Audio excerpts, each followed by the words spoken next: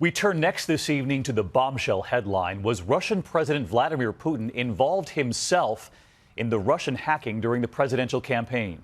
The U.S. intelligence community tonight saying he was out to stop Hillary Clinton. Was it a vendetta? Intelligence sources now saying Putin feared greater sanctions if Clinton became the next president.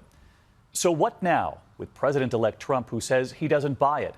And these are the very intelligence agencies he will soon depend on. ABC's chief investigative correspondent Brian Ross tonight. As Vladimir Putin arrived today in Japan, his spokesperson laughed off reports that the Russian president personally directed the hacking attack on the American election. But tonight, U.S. officials say they are convinced that the man who came to power as a KGB colonel helped to run the brazen cyber espionage campaign. That's not something they say lightly.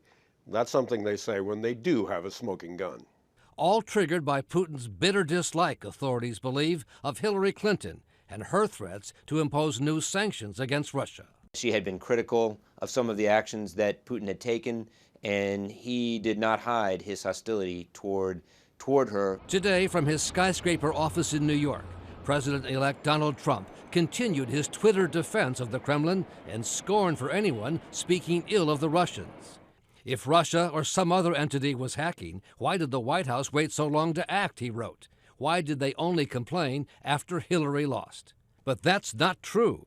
The Obama administration did act well before the election, with a statement in early October from 17 intelligence agencies, including the CIA, that only Russia's senior-most officials could have authorized these activities, which the White House said today meant Putin.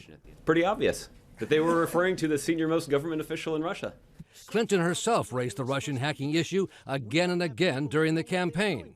There's no doubt now that Russia has used cyber attacks against all kinds of organizations in our country, and I am deeply concerned about this. I know Donald's very praiseworthy of Vladimir Putin, but Putin is playing a really... Sending Trump into angry denial. It could be Russia, but it could also be China. It could also be lots of other people. It also could be somebody sitting on their bed that weighs 400 pounds. It's the same line he used just 4 days ago as president-elect, even after being briefed by U.S. intelligence officials about the Russians. It could be somebody sitting in a bed someplace. But American authorities tonight say Putin and those around him will become targets of the full-fledged FBI investigation of the cyber attack. If you mess with America, we'll mess with you back. And now a leading Republican senator says the Russians did more than just attack Hillary Clinton. They attacked America's democracy and should be punished for it. And if we don't stand together as a nation, we will be next.